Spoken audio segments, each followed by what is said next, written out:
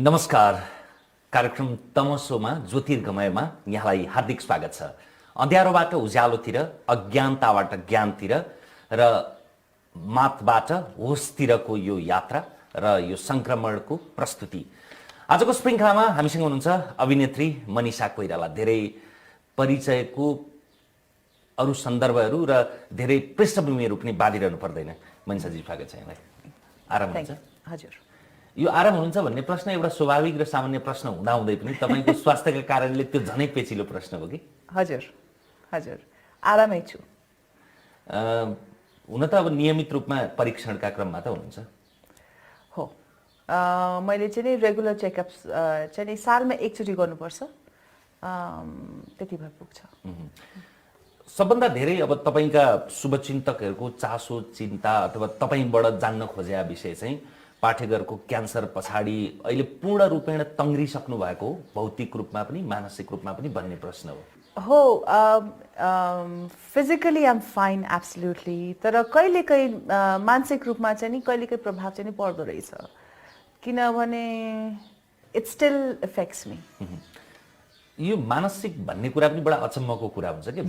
मानसिक भनेको अलिअलि मनोवैज्ञानिक कुरा पनि हुन्छ होला, संवेगात्मक कुरा पनि हुन्छ होला। यो भौतिक शरीर र त्यो मानसिकता बीचमा कतिको सामञ्जस्यता हुन्छ होला?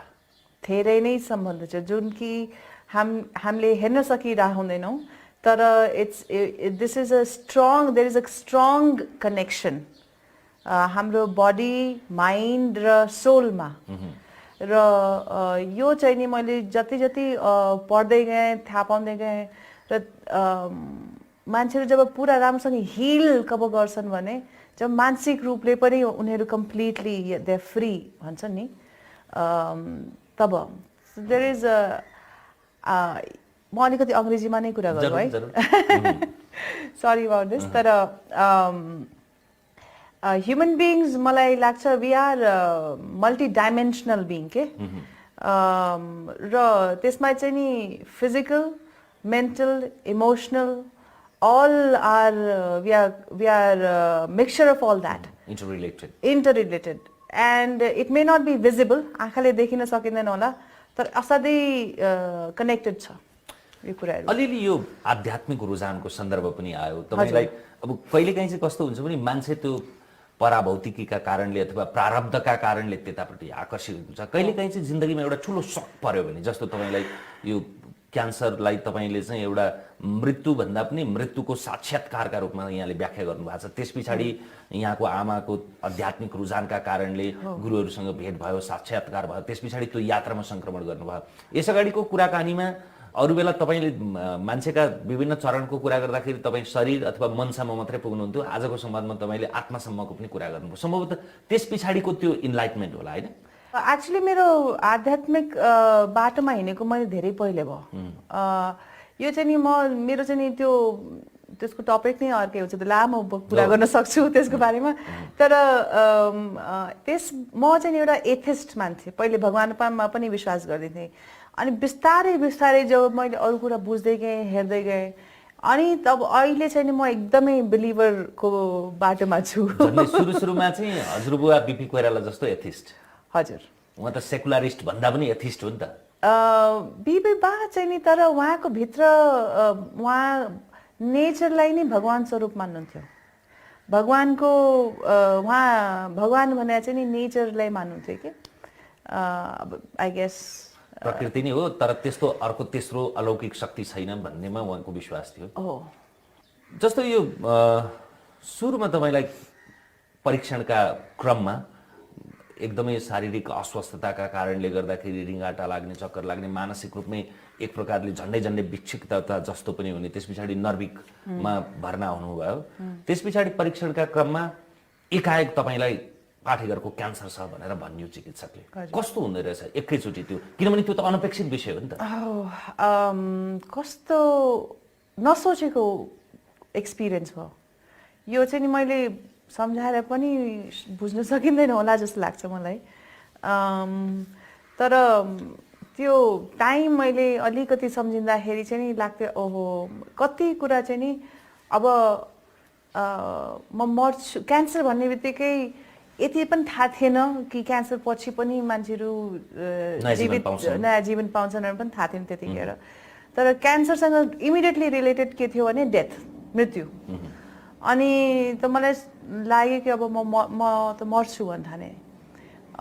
त्यसको पुरा एउटा लामो समय गयो जब कि डायग्नोज भइसकेपछि, जब अपरेसन भइसकेपछि मेरो डक्टरले के भन्नुभयो भने जबसम्म तपाईँको बडीले किमोथेरापीको रियाक्सन गरेको म थाहा पाउँदैन, म तपाईँलाई भन्न सक्दिनँ तपाईँ कति वर्षसम्म जीवित हुनुहुन्छ, बाँच्न सक्नुहुन्छ भनेर। त्यो चाहिँ नेपालको चिकित्सकले कि अमेरिकाको। त्यो भनेपछि चाहिँ चिसो त्यतिखेर लाग्यो कि ओहो, अपरेसन पछि पनि डक्टरले यस्तो भन्नुको मतलब कि यो त एकदमै गन के so maybe it's my last few days जस्तो लाग्यो।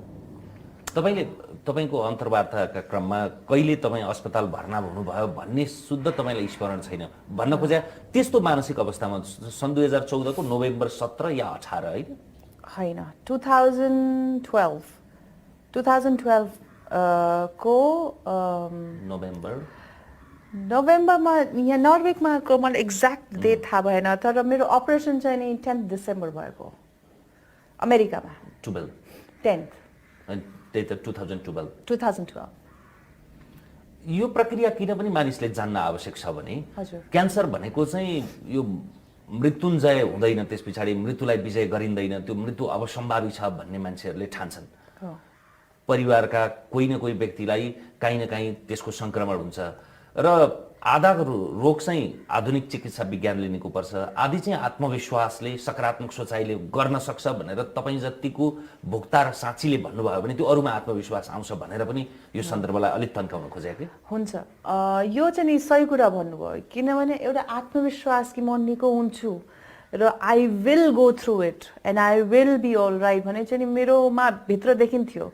मलाई याद छ एकचोटि किमोथेरापीमा मेरो राम्रो रिजल्ट आउने भएपछि मैले डक्टरलाई हामी तङ गर्थेँ, सोधिरहन्थेँ कि अब म क्योर भएँ, कहिले क्योर हुन्छु भने डक्टर हाँस्थ्यो कि मलाई हेरेर। अनि doctor would say not now, no cure in late stage cancer भन्थ्यो। मैले भने डक्टर वाट अबाउट 5 years? होइन मुसुक हाँसेर भने no not even after 5 years. I said, what if I'm cancer free for 10 years, doctor?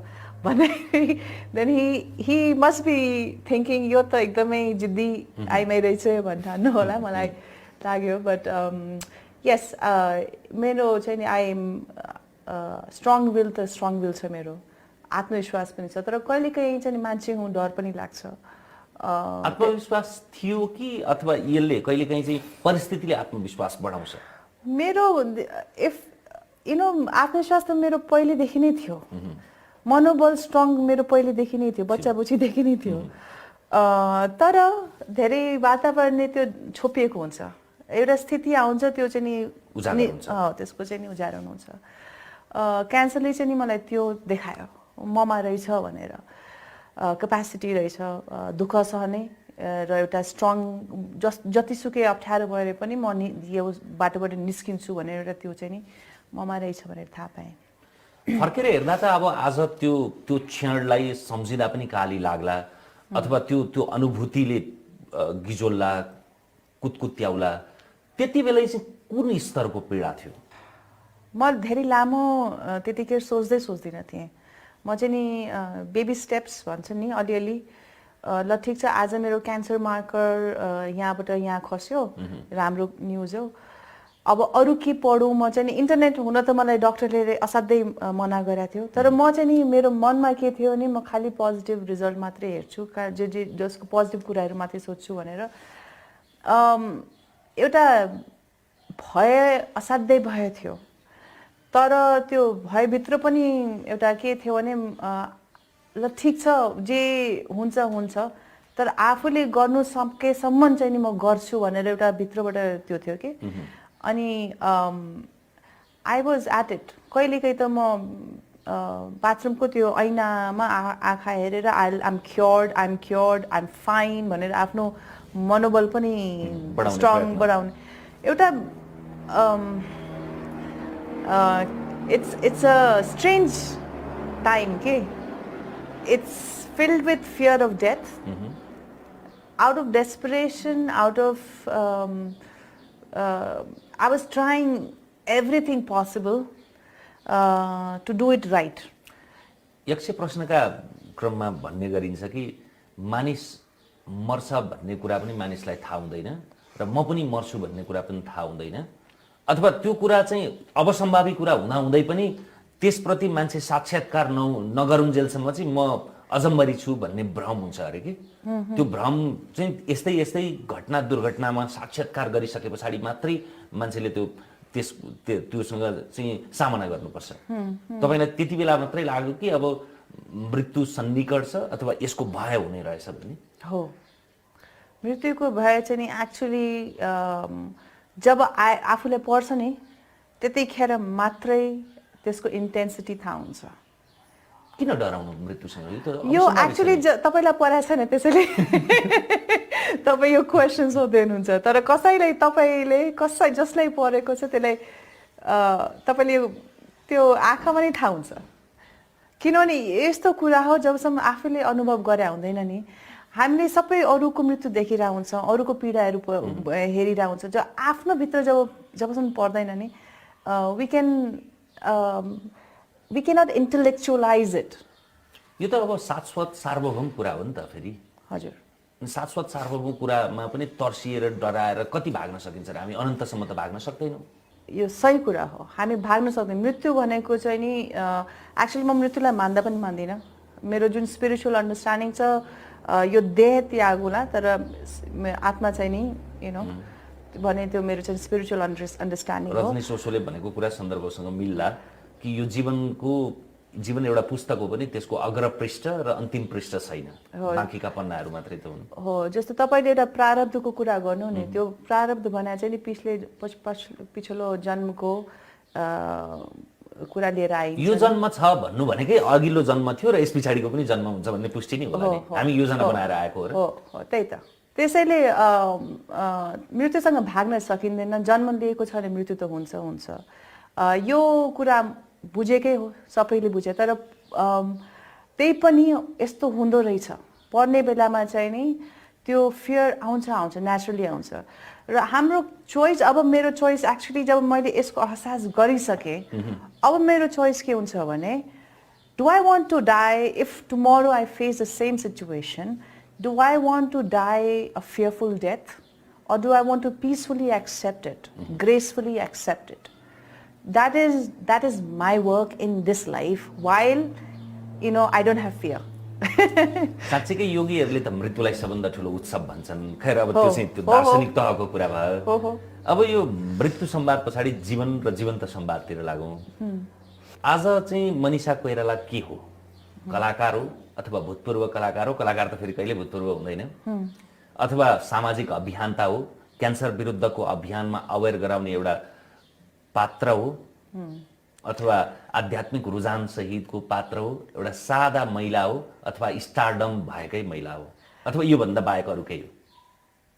यो सबैको मिक्सचर हुन सक्छ। हुन पनि सक्छ। त्यो सुविधा छ तपाईलाई, आफ्नो व्याख्या त आफैले गर्ने हो। मलाई लाग्छ म त्यो पनि हो, म त्यो पनि हो, म त्यो पनि, म त्यो पनि, त्यस्तो लागिरहेछ तपाईँले व्याख्या गरेको बेलामा। म मिक्सचर अफ एभ्रिथिङ। मलाई चाहिँ नि बेसिकली यो क्यान्सरबाट निस्किएपछि चाहिँ नि मलाई सबै कुरा गरौँ जस्तो लाग्छ। I want to experience life in full gesture. र कतिपय कुरा जस्तो कलाकार पनि हो, किनभने मलाई सिनेमा कलाकारमा काम मैले अलिअलि व्यङ्ग्यपूर्ण पनि भनेको थिएँ, पूर्व पनि भनेको थिएँ, त्यसमा के सत्यता छ? छैन, त्यसमा हुनै सक्दैन। हेर्नुहोस्, एउटा राम्रो कलाकार एक्चुअली भूतपूर्व हुनै सक्दैन, होइन? तपाईँको सापेक्षित रूपमा कम सक्रियताले अब के कस्तो छ भने आई विल बी एक्टिङ, तर 100% एक्टिङ गर्नु त्यो पनि छैन मेरोमा, त्यति चाहना पनि छैन। तपाईको अरुचि कि अथवा तपाईलाई त्यो मौका उपलब्ध नभए? मेरो मौका अहिले टन्न छ। मेरो 3वटा सिनेमा 4वटा सिनेमाको बायोपिक बाहेक त अरूको चर्चा छैन। हो, मैले नगरेको मात्रै हो। त्यसको मतलब यो होइन कि छैन। र एक्चुअली म गइरहेको छु 20 दिनको लागि, र ब्याक टु ब्याक नै मेरो सुटिङ छ। जब मौका हुन्छ त्यसको बारेमा पनि उल्लेख हुन्छ, त्यसको बारेमा पनि कुरा हुन्छ। तर त्योभन्दा पनि it's not really important to talk about that. What is really important is that I feel मनुष्यमा यस्तो शक्ति हुन्छ, उसले चाहेको कुरा पाउन सक्छ। सिनेमा त एकदम सानो त्यो एउटा हो, र मैले त्यत्रो धेरै चाहना छैन। दर्शकका लागि त लाग्छ नि त, फेरि तपाईसँग हामीले किन कुराकानी गरियो भन्दा त तपाईँ अभिनेत्री भएका कारणले नै गरियो होला नि। Absolutely, I agree. उहाँहरूले पनि त तपाईँबाट गर्ने अपेक्षा त र मेरो प्लस पोइन्ट लाइफमा नै मैले गुडविल पाएको नै एज अ कलाकार नै हो। र म एक्चुली सिनेमामा एक्टिङ गर्दाखेरि चाहिँ नि म असाध्यै खुसी पनि हुन्छु। तर मेरो लाइक्स अहिले के भएको छ भने I enjoy everything in life.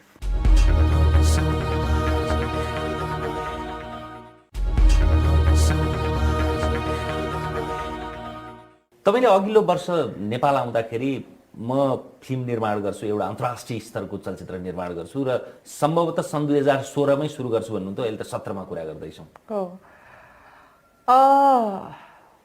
के भन्छन्, I am still at it and अलि ढिलो हुन्छ होला, तर यो चाहिँ नि मेरो एउटा एम्बिसन नै हो। Let's see how it goes. Hopefully यो सालमा स्क्रिप्टमा म सायद काम गर्छु होला। कस्तो चलचित्र हुन्छ त्यो? अन्तर्राष्ट्रिय त्यो कुरै नगरौँ अहिले, डिस्क्लोज नगरौँ। त्यो अलि त्यसको कुरै नगरौँ होइन। Actually I am trying to make international स्केलको, तर इन्टरनेसनल स्केलमा पनि आर्टिस्टिक, किनभने मेरो पर्सनल लाइक्स नै त्यस्तो छ, के गर्ने। तपाईँ त्यसमा निर्देशकको भूमिकामा हुनुहुन्छ, अभिनेता अभिनेत्रीको रूपमा नै। यसमा थप नजाउँ भनिसके पछाडि यसमा थप गिजोलिरहनु पर्यो। नगर्नुहोस्। 17 भरिमा हामीले हेर्न चाहिँ पाउँछौँ, अथवा जे होस् प्रारूप तयार हुन्छ। हो, अब 1-2 वर्षमा दिन्न टाइम, 2-3 वर्ष दिनुहोस्। 18-19 दिनु पर्यो। हो, त्यसो अलि लामो नै प्रक्रिया छ। नेपाली चलचित्रसँग जोडिएको प्रसङ्ग त अब निकै पुरानो हो। फेरि भेटौँलाबाट त्यो फेरि भेट्न पाइएका थिएन, तर धर्ममा फेरि भेट्न पाइयो। तर धर्ममा मनिषा कोइराला जुन स्तरमा जस्तो चलचित्रमा आउनु पर्थ्यो भनिन्थ्यो, त्यो चलचित्रलाई राम्रो नराम्रो भन्ने टिप्पणी नगरौँ, यद्यपि दर्शकको कुरालाई फेरि अवमूल्यन गर्नु हुँदैन। त्यो कमब्याक चाहिँ त्यति राम्रो भएन कि प्लेटफर्म पनि भनियो। त्यो सही कुरा हो, त्यो सही कुरा हो, तर I enjoy doing that film, किनभने दुर्गाजीको प्रोडक्सन थियो अनि दुर्गाजी भएकै कारणले मात्रै खेल्नु भयो पनि भनिन्छ नि त। त्यो सही कुरा हो, that's true. I actually did the movie because she asked me to do it. अरु कसैले भन्यो भने भनेको छ कि छैन भन्ने सम्भावना अहिले चाहिँ नि छैन। हेर्नुस्, अहिले नेपाली सिनेमामा केही अफर चाहिँ आएको छैन र I will not have space this year. हाम्रो यो अन्तर्वार्ता सुनिसके पछाडि अफर आएको छैन भनेपछि अफर आउला कि हैन? यस यो सालमा मसँग टाइम छैन, समय छैन। अघिकै प्रसङ्गलाई जोडौँ। भारतमा चाहिँ के छ भने बलिउडमा मूलधारको भनिने हिन्दी चलचित्र खेल्नु अथवा त्यसमा गीत गाउनुलाई चाहिँ मूलधारको ठानिन्छ, कुनै भाषा भाषिका प्रतिको अवमूल्यन होइन। तर जब जब त्यो चाहिँ झन्डै फेज आउट हुने चरणमा पुग्छ, त्यस पछाडि चाहिँ सीमान्तकृत भाषाभाषीका चलचित्रमा गीत गाउने अथवा अभिनय गर्ने भन्ने मान्यता त्यहाँ छ अरे। यो तपाईको सोच हो कि तपाईले स्टडी गरेको सोच हो? स्टडी नगरिकन त सोच विकास हुँदैन होला। त्यो तपाईको सोच हो, त्यही वैयक्तिक मात्रै त होइन होला। So in that case you basically asking me if I've done regional language films. Is that what you're asking me? Because of my mainstream Hindi career is not there, so I'm doing regional language. Is that what you're asking me? त्यो त मैले प्रश्न सोध्दा सोध्दै तपाईले बुझिसक्नु भयो नि। हो, त्यो सोधेको हो भने then I want you should do little research that I did Bombay 12-15 years back, 15-16 years back, maybe 20 years back. त्यो त मैले आफ्नो करियरको सुरुवातमै गरेको थिएँ र त्यो regional film was one of my best films. So जुन पनि यो कुरा उठाउनु भयो नि गलत उठाउनु भयो यसमा मैले त मेरो वैयक्तिक भन्दा पनि दर्शकको पनि कुरा उठाउनु पर्दैन र हैन भन्नुपर्छ के मैले भन्नुपर्छ तपाईले सोध्ने हो मैले उत्तर दिने हो हैन भनेको मेरो प्रश्नमा आंशिक सत्यता पनि छैन तपाईले तेलंगाना लगायतका चलचित्रमा अभिनय गरेको भन्ने विषय मेरो सन्दर्भमा चाहिँ नि छैन सत्य छैन अरूको सन्दर्भमा उनीहरूले जवाफ दिने यो कुरा त उनीहरूले गर्ने हो तपाईले बुझ्ने हो र तपाईले रिसर्च गर्ने हो कि यो सही कुरा हो कि हैन भनेर हैन तर बम्बे जस्तो सिनेमा छ नि त्यो रिजनल सिनेमा थियो है त्यसपछि मैले तमिलनाडुमा 3-4 वटा सिनेमा गरे and they all were hit film and they all were in my career किन मैले करियरमा 80 जति सिनेमा गरेको छु त्यसमा धेरै जस्तो राम्रो सिनेमा छैन तर राम्रो सिनेमा हो कि हैन तपाईले हिन्दी सिनेमा राम्रो सिनेमाको त्यो गर्ने हो भने चाहिँ नि all those regional films that you're talking about they come in the good category so in my sandarbh it's not correct मेरो प्रश्न पूर्वाग्रही थिएन हजुर किनभने यस्तो मान्यता छ भनिन्छ भनेर भनेको थिए त्यो रिसर्च मेरो वैयक्तिक भन्दा पनि त्यो मान्यतालाई उत्तर दिनु अथवा त्यो मौका पाउनु पनि उपयुक्त थियो होला हैन मैले त्यसैले तपाईलाई सोधे त्यो तपाईको मान्यता हो कि तपाईले त्यो गरे भनेर anyways that's not a correct assumption I would say it was an assumption. It was not a correct assumption. विवाह के होला? Not for me. त्यस्तो त होइन होला? Not for me. I'm perfectly fine right now. तपाईले दिएको एउटा मन्तव्य यो सीमानधारा विश्वविद्यालयमा एउटा मन्तव्य दिनुभएको थियो तपाईले त्यहाँ चाहिँ विवाहको लागि संकेत गर्नुभएको थियो भनिन्छ त्यसको नेपाली अनुवाद के हुन्छ भने एक न एक दिन लायकको जीवनसाथी पाउला नि यो चाहिँ इन्डिया टुडेले छापेको थियो I don't know when this was published, but you know, with experience, with time, with my age, I'm very content with the way I am right now. If somebody is really worth the trouble, I may do it, but I haven't met anybody who's really worth the trouble. सम्भावनाको ढोका चाहिँ बन्द छैन तर त्यस्तो उपयुक्त उम्मेदवारै छैन It's basically I'm saying it's a trouble and I don't want to invite any trouble. That's what I'm saying. यो चाहिँ तपाईको वैयक्तिक कुरा हो हैन impersonal विषय हो That's what I'm saying. It of course everybody lives through their own perception and through उहाँहरुको आफ्नो जुन एक्सपीरियन्स हुन्छ त्यो हिसाबले नै हामीले जिउने हो त्यो परिभाषा चाहिँ कहिलेदेखि बदलिया सुरुदेखि त यो थिएन I tried and didn't work out for me and I prefer living like this. कहिलेकाहीँ चाहिँ घटना दुर्घटनाले मान्छेको कुनै पनि दृष्टिप्रतिको पर्सेप्सन चेन्ज हुन्छ हो सम्राट दाहालसँगको ब्रेकअप पछाडि चेन्ज भयो हो कि कहिलेकाहीँ निर्मम प्रश्न पनि सोध्नुपर्छ नि सोध्नुस् I have no objection तर त्यसैमा त्यही बाटोमा नगइरहनु त्यसमा जाने होइन झिको मात्रै No, it's I you know I'm in a situation where I'm completely aware कि what is good for me and what is not good for me भनेर and यो एरिया चाहिँ नि मेरो लागि होइन भनेर मलाई लाग्छ अहिले त्यही सन्दर्भमा धेरै नगुज्याल्नु त भन्नुभयो भनेको हुन त अब विवाह गर्ने यही नै उपयुक्त समय हो भन्ने विषयमा त एउटा परिभाषा छैन त्यो पार गरिन मैले अहिले I've gone through that time now होइन आजका दिनमा भन्न खोजे हैन मैले अगाडिकै कुरा गर्न खोजे एक त आफैमा ढिलो विवाह भयो त्यसपछि विवाह 2 वर्ष मात्रै टिक्यो 10 मा गर्नुभयो 12 मा ब्रेकअप भयो त्यो चाहिँ यो प्रश्न गर्नु कति उपयुक्त हो कि होइन भने तपाई विवाहका लागि उपयुक्त हुनुहुन्न रहेछ कि अथवा तपाई जोसँग विवाह गर्नुभयो ऊ उपयुक्त रहेन रहेछ कि अथवा तपाईहरु दुईजनाको केमिस्ट्री उपयुक्त रहेन रहेछ कि किनभने रविन्द्रनाथ ठाकुरले भनेका छन् कि विवाह त्यस्ता दुईजना सुसंगति युक्त जोडीहरुको मात्रै सम्मिलन हो दुईटै एकअर्कामा ठिकठाक छन् तर उनीहरुको एटिट्युड ठीक छैन भने मिल्दैन हो किन नमिल्ला होला you know it'll be really unfair to put a blame on anybody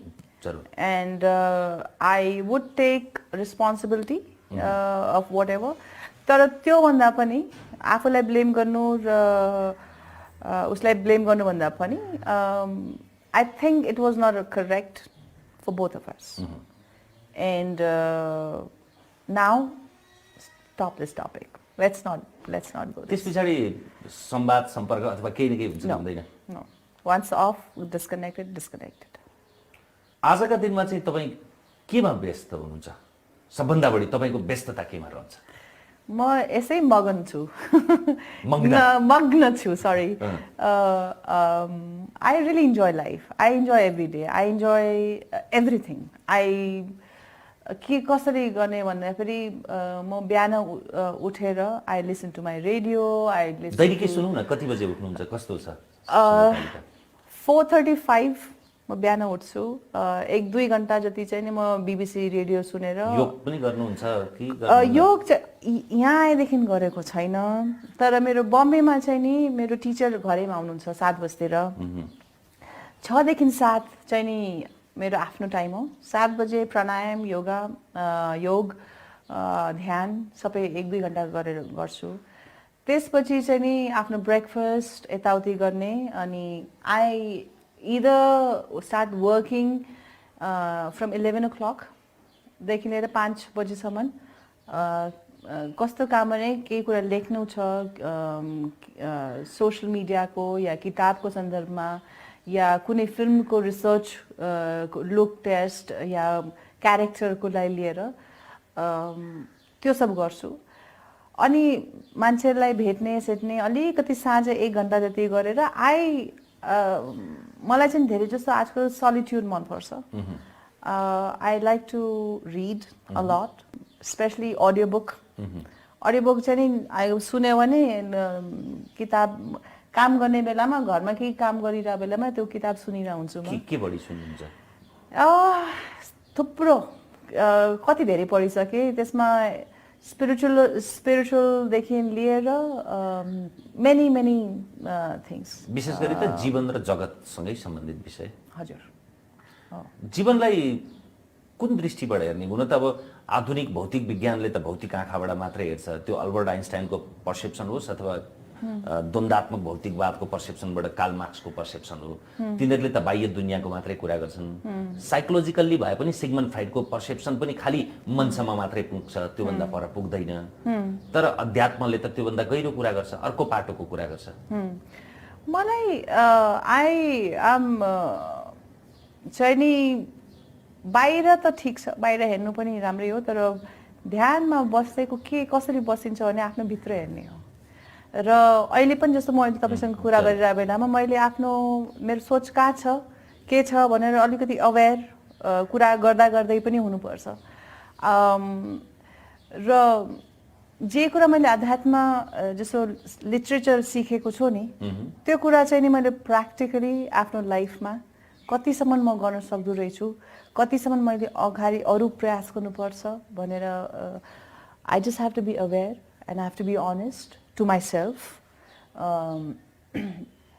त्यही हो ध्यान सुन्दा परिभाषा गर्दा जति सजिलो छ त्यो लाग्न फेरि असाध्यै कठिन हुन्छ नि ध्यान भने त म अन्तर्वार्ता लिइरहेको छु म यसैमा मात्रै पूर्ण रूपेण मेरो ध्यान लगाउनु भयो भने त्यही नै ध्यान भयो खाना मात्रै खायो अरू सोचेन भने त्यही नै ध्यान भयो तर त्यो गर्न सक्छ त मान्छेले कति कठिन गर्न सक्छ होइन तपाईँ जस्ताले सक्लान् अथवा एउटा चरण पार गर्ने अलि सिद्ध हुने मान्छेहरूले सक्लान् तर सामान्य मान्छेले सक्दैन त्यही भएर त वैराग्यता भयो नि त मलाई मेरो ध्यान सिकाउने उहाँ प्र्याक्टिस गर्ने कहिलेकाहीँ आउनुहुन्छ अनि उहाँहरू के भन्नुहुन्छ भने मान्छेहरू आँखा चिम्लेर एकछिन पनि बस्न सक्दैन त्यो सुन्दै मलाई अचम्म लाग्छ किनभने म त विपासना गरेको 10-10 घन्टा बसेको र मेरो सङ्गत 10 घन्टा 11 दिनसम्म त्यसपछि झन् मेरो सङ्गतहरू त उहाँहरू त झन् कति विपासनामा पनि त्यो एउटा सानो अँध्यारो कोठामा 21 दिनसम्म बस्ने उहाँहरू जस्तो म हेर्छु त उहाँहरू त कहाँ पुगिसकेको त्यो अब मेरो सङ्गतै त्यस्तो छ अलिकति मलाई मनपर्ने त्यो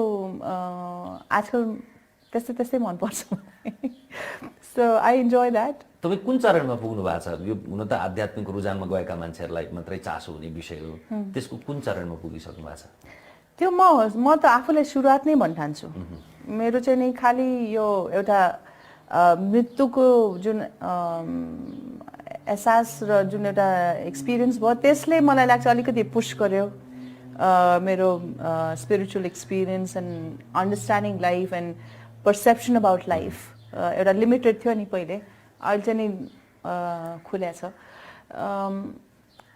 But I am a beginner. I have a long way to go and I have no idea.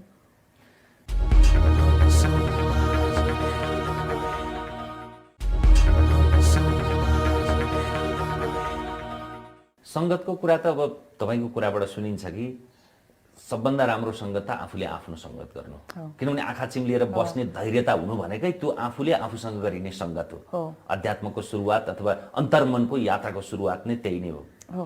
भौतिक दुनियाँमा तपाईँले त्यस्ता त्यस्ता मार्गीहरूसँग सङ्गत गर्नुहुन्छ. त्यसबाहेक अर्को बहुचर्चित सन्दर्भ छ, हृदेन्द्रको चुडाकर्ममा तपाईँ आउनुभयो. त्यस पूर्व र त्यस सिलसिलामा पनि हिमानी शाहसँग विभिन्न रिसोर्टमा गएका तस्बिरहरू तपाईँ आफैले पनि सार्वजनिक गर्नुभयो. यो चाहिँ कस्तो वैयक्तिक सम्बन्ध हो कि अथवा राजनीतिक सम्बन्ध कि कस्तो? I am very fond of her. She is a well-meaning हुनुहुन्छ र intelligent, well-meaning हुनुहुन्छ. I'm very fond of her. I have been close to the family. अरू कुनै आग्रह पूर्वाग्रह राजनीतिक रङ केही छैन? त्यो सबैभन्दा त म परै बस्छु. त्यो मेरो बाटो नै होइन. कहिलेकाहीँ त कुनै पनि विषयप्रति पारिवारिक विरासतले पनि काम गर्छ. त्यो सम्भवतः त्यसको धेरै अर्थ हुन्छ होला.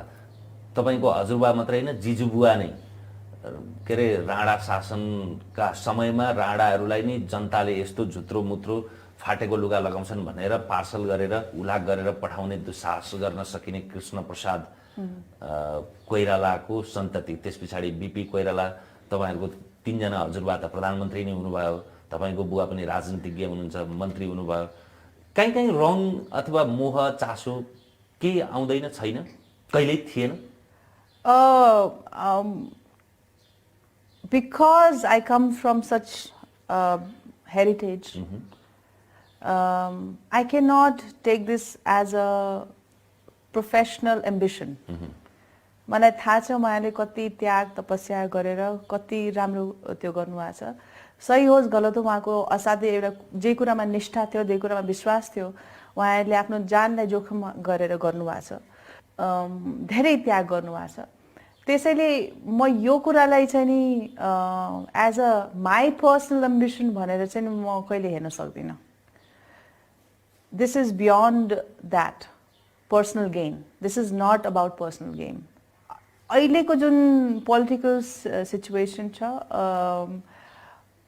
यो धेरै गड्डागोल भएको स्थिति हो. हेर्नुहोस्, धेरै कुरा मिसिएर धेरै कुरा खतम हुँदै गएको छ, नराम्रो बिग्रिँदै गएको छ. र यसमा अहिले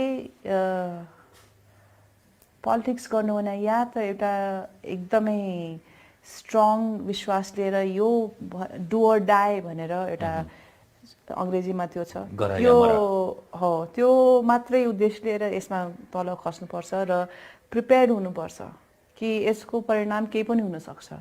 किनभने यहाँ राम्रो मान्छेले एउटा आफ्नो देशको लागि जोगाउने या देशको लागि काम गर्ने या जनताको लागि काम गर्ने भने मेरो विचारमा चाहिँ धेरै कम छन्, तर छन्. तर त्यो मान्छेलाई चाहिँ नि घोडा तान्ने, उसको पोलिटिकल करियर नै ध्वस्त गरिदिने त्यही थुप्रो मान्छे छन्.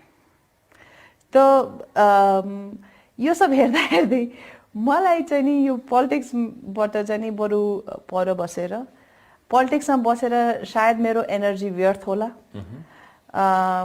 पोलिटिक्सभन्दा बाहिर बसेर केही राम्रो काम चाहिँ नि आफूले मरु गएपछि पनि केही कुरा राम्रो गरिन्छ कि भनेर चाहिँ नि त्यो चाहिँ नि जिज्ञासा छ. त त्यसैमा म चाहिँ नि भेटिरहन्छु, सबै कहाँ गइरहन्छु, मान्छेहरूलाई बुझ्न खोजिरहेको छु र यो पनि बुझ्न कहाँसम्म मेरो क्षमता रहेछ, कहाँसम्म मैले राम्रो काम गर्न सक्छु भनेर यही कुरा म चाहिँ नि खोजि नै रहेको छु.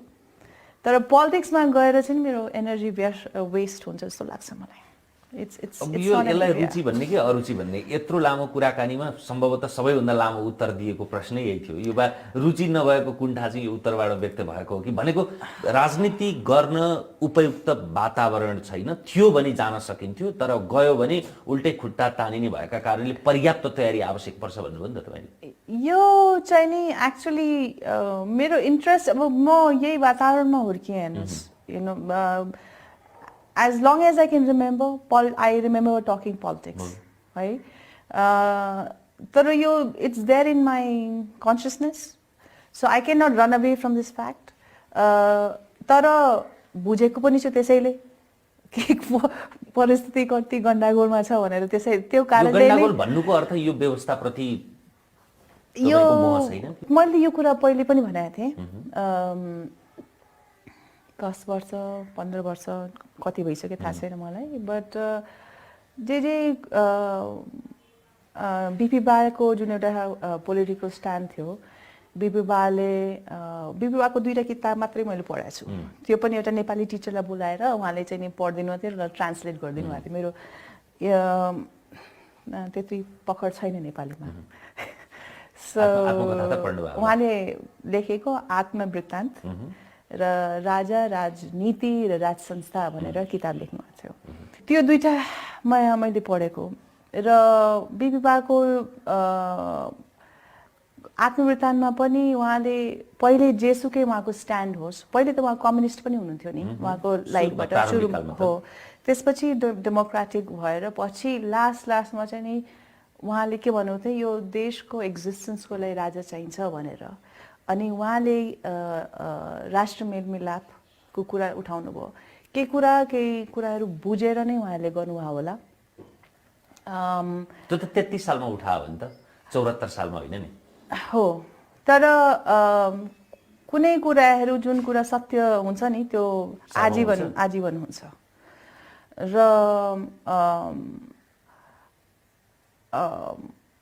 the reason I don't talk about this किनभने अहिले जुन छ अब त्यसको म विरोध पनि गर्न चाहदिनँ, तर यसले म सन्तुष्ट पनि छैन। एउटा राज संस्था अर्को जस्तो कि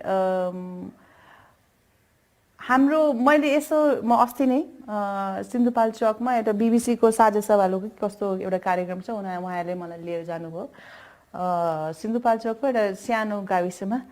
त्यहाँ चाहिँ नि एकदम दुर्गम ठाउँमा गएर मान्छेहरूसँग बसेर उहाँहरूको स्थिति हेरेर उहाँहरूसँग टाइम बिताएर मलाई यस्तो लाग्यो कि यो प्रजातन्त्र आएर यो सबै जुन आन्दोलन भयो, यो सबै कुरा भयो, उहाँहरूलाई फाइदा भएको छ, जनतालाई भएको छ। अहिले हामीले कसलाई ब्लेम गर्ने? Whom do we still blame the king? Do we still blame कि राणा र शाह वंशले गरे या राणा शाहले? अहिले यो 15-20 सालमा कसले गरिरहेछ राजनीति, कसले चलाइरहेछ देश? फेडरलिजमको विषयमा चाहिँ के छ तपाईँको perception? It's a small country हेर्नुहोस्, र मेरो चाहिँ नि म धेरै पोलिटिक्सलाई बुझ्दिनँ, I don't understand politics, but what I feel हाम्रो चाहिँ नि जुन कुराहरू चेन्ज ल्याउनु पर्छ त्यतातिर हाम्रो ध्यान गएन।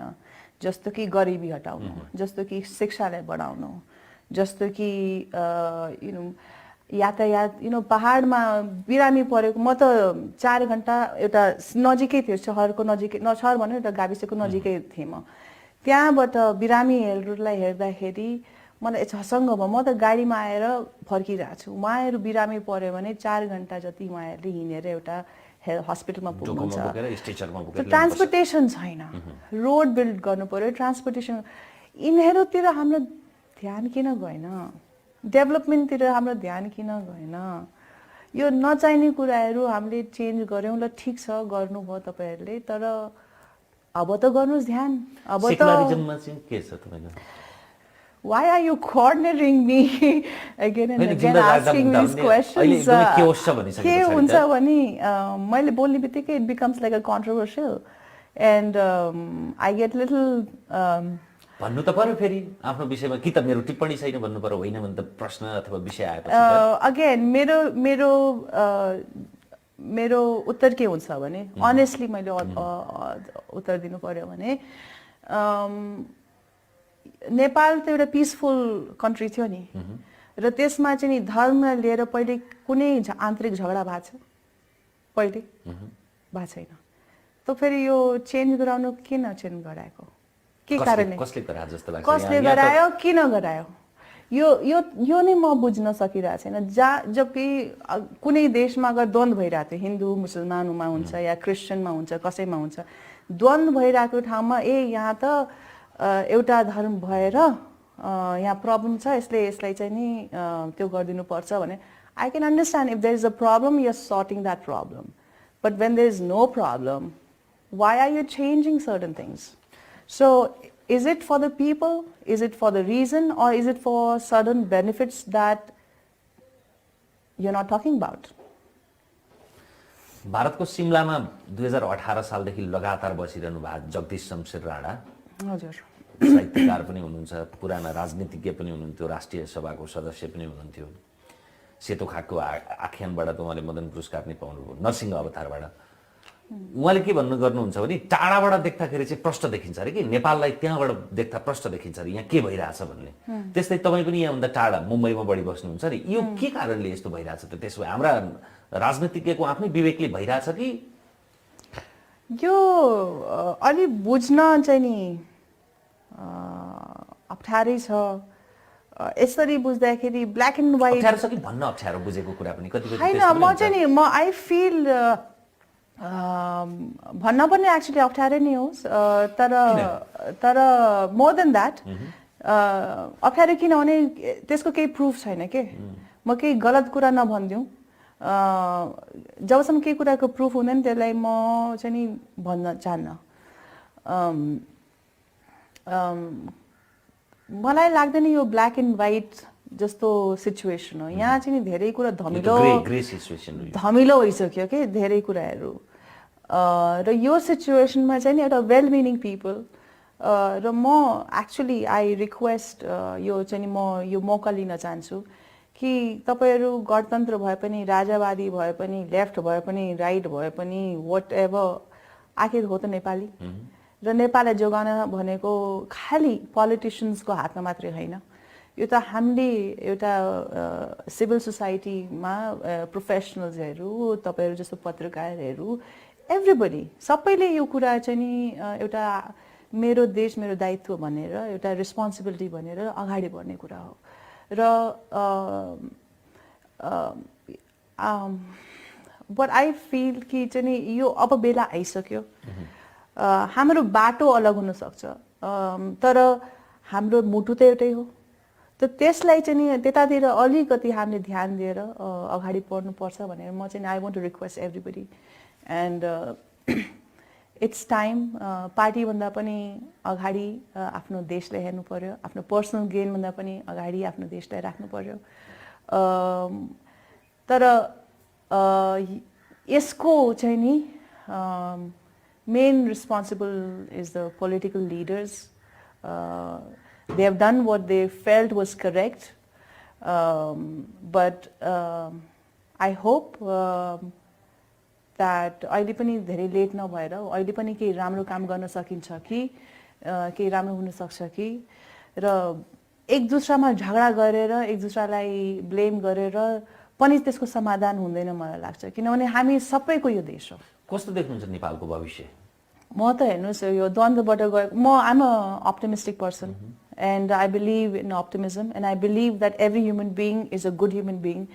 समटाइम्स गल्ती सबैसँग हुन्छ र गल्ती गरेर पनि मान्छेले एक्चुली चाहिँ एहसास हुन्छ भित्र आफ्नोमा त्यो अनुभूति हुन्छ कि मैले गल्ती गरेँ भनेर। त्यो अनुभूति भइसकेपछि सायद हामी सबैले चाहिँ नि यो अनुभूतिलाई व्यर्थ जान दिँदैनौँ जस्तो लाग्छ मलाई। फेरि वैयक्तिक प्रसङ्गतिर जाउँ, तपाईँलाई नेपालमा बस्न कम्फर्टेबल लाग्छ कि मुम्बईमा कि दुवैतिर कि? दुवैतिर हेर्नुहोस्, यहाँ मेरो फ्यामिली हुनुहुन्छ, आमा बुवा भाइ भतिजी बुहारी सबैजना छन्। त्यहाँ मेरो क्लोज फ्रेन्ड्सहरू हुन्छन्, त्यहाँ मेरो काम सिनेमा छ, यहाँ अरू अरू कुराहरू छ. So I want to balance both. यहाँ पनि बस्न चाहन्छु, बम्बईमा पनि बस्न चाहन्छु र सायद म धेरै जस्तो घुम्ने मान्छे. I'm a gypsy at heart. So I like to travel. रुचि हो. मलाई चाहिँ नि अरू अरू गएर हेर्नु ठाउँ जिज्ञासा हुन्छ कि मान्छेहरूलाई बुझौँ हेरौँ यता हुन्छ त्यो. That's it. गएका मध्ये मजाको देश ठाउँ समाज चाहिँ कुन लाग्यो कि आफ्नो आफ्नै विशेषता हुन्छ सबैको, त्यही पनि मन छुने हुन्छ नि त. मजाको देश त म भन्न सक्दिनँ हेर्नुहोस्, बिकज सबै देशमा केही प्लस पोइन्ट र माइनस पोइन्ट छ. हेर्नुहोस् यस्तो सर हेर्दाखेरि जस्तो कि स्क्यान्डिनेभियन कन्ट्रिजमा नि जहाँ कि सोसलिस्ट धेरै छन्, जस्तै उनीहरूले फ्री एजुकेसन दिन्छन्, फ्री हेल्थ केयर दिन्छन् र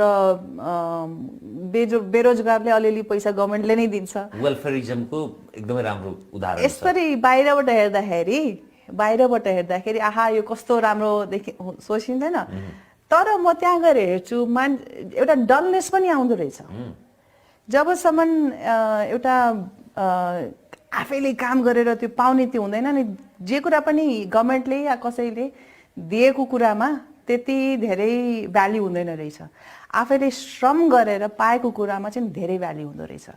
त्यसैले त्यो कुरा पनि धेरै एक्सट्रिममा जानु हुँदैन जस्तो लाग्छ. बडा महत्त्वपूर्ण कुरा गर्नुभयो यो, किनभने हामी त जहिले पनि युरोपियन अझ स्क्यान्डिनेभियन मोडलमै जान खोज्छौँ नि त, भनिरहेको हुन्छौँ. जुनसुकै तथ्याङ्कहरूले इन्डिकेटर्सहरूले देखाउँदछन् कि फिनल्यान्ड अथवा नर्वे अथवा तिनै स्विडेन जस्ता देशहरू नै सबै सूचकाङ्कमा माथि हुन्छ, खुसीको होस् कि समृद्धिको होस् कि सबैमा, किनभने त्यहाँ तपाईँले भनेका यी विषयहरू छन्. तर ती मानिसहरूको मनोदशा चाहिँ त्यस्तो नहुने रहेछ. यो टु एन लार्ज एक्सटेन्ट यो हाम्रो ह्युमन नेचर कस्तो रहेछ भने until only we struggle for something. जस्तो कि मेरै उदाहरण हेर्नु न, जबसम्म मैले मृत्युको बोध पाइनँ तबसम्म मैले आफ्नो जिन्दगीको महत्त्व पनि बुझिनँ. धेरै स्वभावहरू परिवर्तन भए वैयक्तिक रूपमा. अरू जबसम्म त्यो पेन पाइनँ, जबसम्म त्यो मैले स्ट्रगल गर्नु परेन तबसम्म मैले त्यस महत्त्वै पाइनँ. त्यस्तै यो चाहिँ नि हरेक मनुष्यमा हुँदो रहेछ, कुनैमा धेरै कुनैमा कम. तर दिस इज ह्युमन नेचर. जबसम्म हामीले जे कुरा पाउनु छ त्यसलाई श्रम गरेर पाउँदैनौँ, we will not value when everything gives an honest platter. Having said this, I want to say one more thing. Is that अहिले जुन सुन्देपाल चकमा मैले हेरेर आएँ, त्यसपछि मलाई के लाग्छ भने अहिले यो एक्चुअली गभर्मेन्टले चाहिँ नि एउटा पुवर फ्यामिलीलाई अलिकति हेल्थ सपोर्ट र एजुकेसनमा चाहिँ नि इनिसियल सपोर्ट गर्नै पर्छ. किनभने जुन एउटा पिछडेको कम्युनिटी हुन्छ वर्षौँदेखि, मेनी जेनेरेसन, तिनीहरूलाई चाहिँ नि उद्धार गर्नलाई, उनीहरूलाई निकाल्न त्यो सिचुएसनबाट चाहिँ नि एउटा गभर्मेन्टतिरबाट कन्सियस एफर्ट चाहिँ नि गर्नै पर्छ. So when I talk about Scandinavian countries, I'm talking about that extreme when पाइसकेर जुन पेट भरे हुन्छ नि त्यसको मात्रै कुरा गरे. अहिले चाहिँ नि त्यो लागू हुँदैन हाम्रो देशमा. हाम्रो देशमा चाहिँ नि गर्नै पर्छ, गभर्मेन्टले गर्नै पर्छ जस्तो लाग्छ. यो लामो संवादमा हामीले करिब करिब सबै क्षेत्रहरू कुनै न कुनै रूपमा छुयौँ. जिन्दगी क्यान्सर पछाडि तपाईँको दृष्टि नै बदलियो. हुन त हाम्रो शरीर भनेको पनि एउटा मेसिन जस्तै हो, गाडी जस्तै हो. गाडीले आफै सङ्केत गर्दछ कि उसलाई सर्भिसिङ गर्ने बेला भयो. त्यस्तो सङ्केत नबुझेर मान्छेहरू ठुलो दुर्घटनालाई आमन्त्रण गरिरहेका हुन्छन्. गाडी एक दिन त तपाईँले बेलामा सर्भिसिङ गर्नु भएन, सानो पार्ट पूर्जा फेर्नु भएन भने त एक दिन त बिग्रिन्छ. बनाउन नसक्ने गरी मानवीय शरीर पनि त्यही त होला नि. के सिकायो जीवनले र तपाईँले भन्दाखेरि अरू थुप्रैलाई त्यसले प्रेरणा पनि मिल्छ नि. हामीले के सिक्नु पर्यो आफ्नो जीवनलाई आफूलाई बुझ्नका लागि? यो तपाईँले एकदमै राम्रो इक्जाम्पल दिनुभयो. जस्तो कि हामीहरू चाहिँ नि गाडीलाई आफ्नो शरीरभन्दा बढी माया गर्छौँ जस्तो लाग्छ. गाडीको सर्भिस चाहिँ इयरली या 6 मन्थली गराउँछौँ, तर आफ्नो चेकअप चाहिँ नि do we really do that?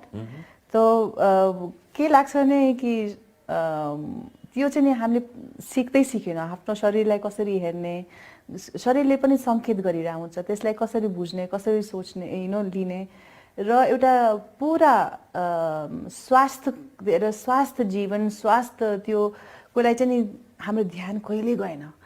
करियरमा कसरी गर्ने, कसरी पढाइ गर्ने, यो मटेरियल वर्ल्डमा कसरी सक्सेसफुल हुने, त्यहाँतिरको हाम्रो But if we don't have health, हाम्रो यो लाइफ राम्रोसँग बाँच्नै सक्दैनौँ. त्यसैले health is the prime most important thing in our life. A good health. You know, so we need to, अब यही जिउ हो, यसैमा बाँच्नु छ, यो जिउलाई नहेरिकन how are we going to live well? तपाईँ प्रेम गर्नुहुन्छ कि हुन्न भन्ने कुराको प्रारम्भिक सुरुवात तपाईँ आफैबाट हुन्छ. आफ्नो शरीरलाई कति प्रेम गर्नुहुन्छ, कति ख्याल गर्नुहुन्छ. Exactly. Oh, absolutely. यो चाहिँ नि आफ्नो शरीरलाई, आफ्नो त्योलाई चाहिँ नि प्रेम, आफूलाई नि हामी नि actually when we are getting angry at others, if म त यो अलिकति आध्यात्मिक कुरा भन्छु है, I think we criticize and punish ourselves a lot more than we criticize and punish other people. So if we can learn to accept ourselves, if we can learn to love ourselves, if we can learn to honor ourselves, you know, automatically it will reflect on, you know, other people and everything. रमाइलो कुराकानी भयो. कस्तो लाग्यो तपाईँलाई? मलाई एकदमै राम्रो है. तपाईँले राम्रो प्रश्न पनि सोध्नुभयो, अलिकति यता उता जानुभयो, घुमाउरो पनि जाने पर्यो. घुमाउरो जानुभयो, तर it was a good experience. Thank you. हस्, समय संवादका लागि धन्यवाद यहाँलाई. Thank you. हामीसँग हुनुहुन्थ्यो अभिनेत्री मनिषा कोइराला. तपाईँ एउटा परिभाषा पनि थप्नु पर्ला, आध्यात्मिक साधक.